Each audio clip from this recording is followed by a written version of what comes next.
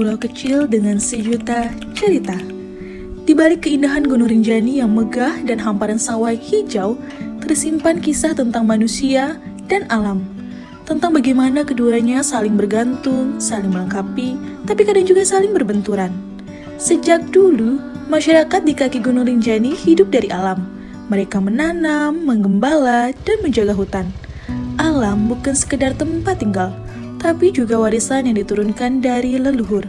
Namun, kini hubungan itu tak lagi sesederhana dulu.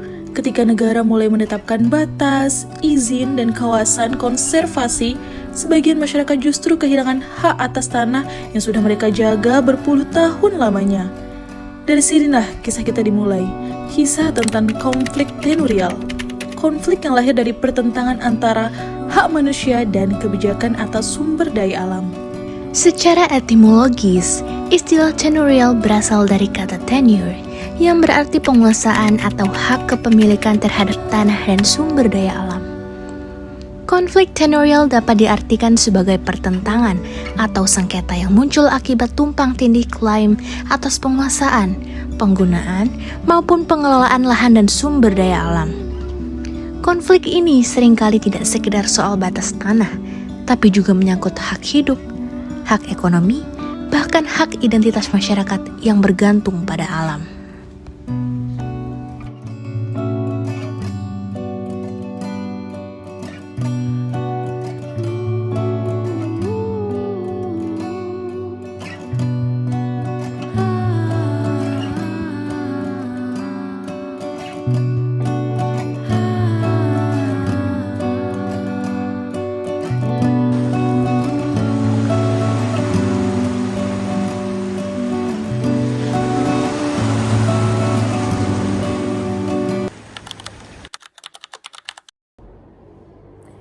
Di kaki Gunung Rinjani, tepatnya di Desa Bubidas, Kecamatan Wonosabel, Lombok Timur, terdapat sebuah komunitas adat yang dikenal dengan nama Jurang Koa.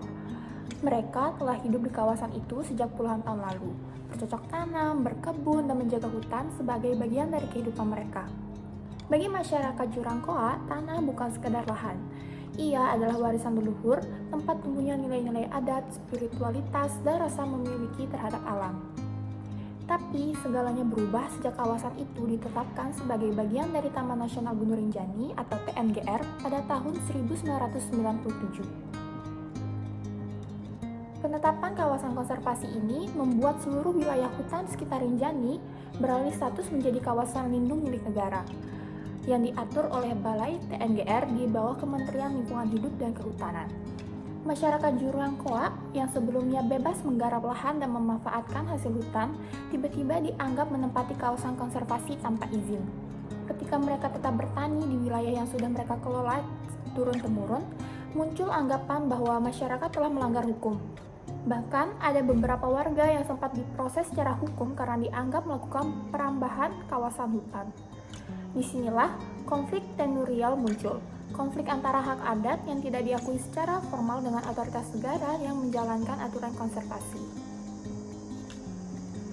Dari sudut pandang hukum sumber daya alam, persoalan ini terjadi karena belum adanya pengakuan resmi terhadap wilayah adat Jurang Koa.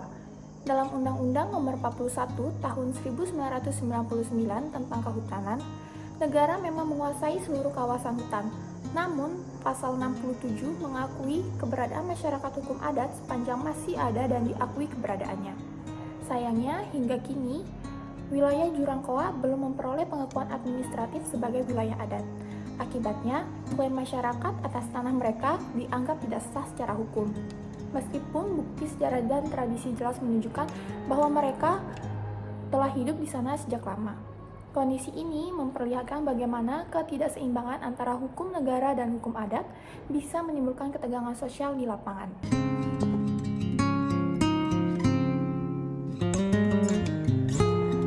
Namun di balik konflik itu, masyarakat Jurang Koa justru menunjukkan bentuk pelestarian alam yang hidup dalam kearifan lokal mereka. Mereka percaya bahwa hutan harus dijaga, bukan dieksploitasi. Mereka hanya mengambil seperlunya dan menjaga keseimbangan antara manusia dan lingkungan. Sayangnya, praktik baik itu sering tak terlihat dalam kacamata hukum formal. yang cenderung menilai dari sisi administratif semata. Maka, penyelesaian konflik semacam ini seharusnya tidak hanya melalui pendekatan hukum positif, tetapi juga dengan dialog partisipatif dan pengakuan hak adat yang lebih manusiawi.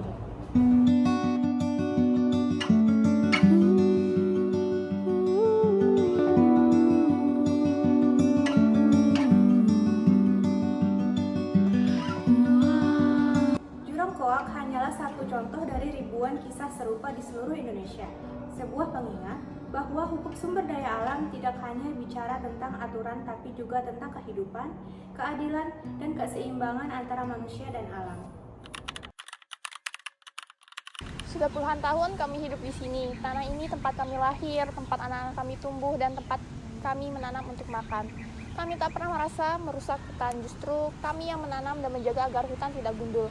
Tapi sejak ditetapkan jadi kawasan taman nasional, kami tiba-tiba dianggap pendatang, dianggap merusak. Kami bingung apa salah kami menjaga tanah sendiri. Kami paham, Ibu. Kami tahu masyarakat di sini sudah lama tinggal di kawasan ini. Tapi sejak tahun 1997, seluruh wilayah Rinjani ditetapkan sebagai kawasan konservasi nasional. Artinya, segala bentuk kegiatan yang mengubah fungsi hutan seperti membuka ladang baru atau menebang pohon itu dilarang. Kami punya tanggung jawab untuk melindungi ekosistem agar tidak rusak. Tapi kami tidak menebang, Bu. Kami hanya menanam jagung dan kopi di lahan yang sudah kami kelola sejak dulu. Kami bahkan punya aturan adat sendiri. Tidak boleh menebang pohon di sumber mata air, tidak boleh membakar hutan, dan setiap pohon yang diambil harus diganti dengan 2 pohon baru. Kami jaga hutan ini, Bu. Tapi kenapa kami malah dikejar, diperiksa, bahkan ada yang dibawa ke kantor polisi? Saya mengerti perasaan Ibu. Masalahnya, hukum negara tidak mengenal aturan adat sebagai dasar hukum kepemilikan tanah, kecuali kalau sudah diakui secara resmi.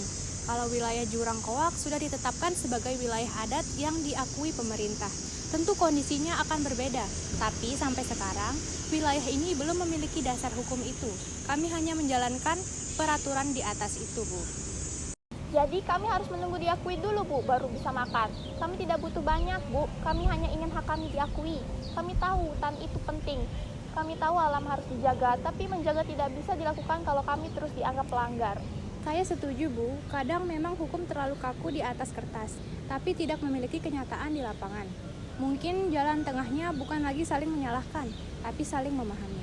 Pemerintah dan masyarakat adat harus duduk bersama, memetakan ulang wilayah adat, dan mencari cara agar konservasi dan kehidupan bisa berjalan berdampingan.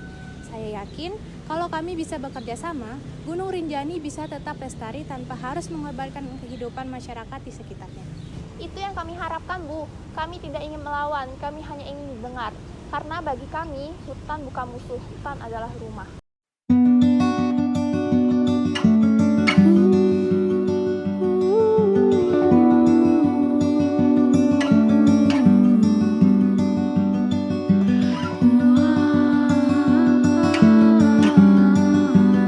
Percakapan seperti ini mungkin terdengar sepele, tapi dibaliknya tersimpan makna tentang bagaimana hukum sumber daya alam seharusnya bekerja bukan untuk memisahkan manusia dengan alam, tapi untuk menyatukan keduanya dalam harmoni.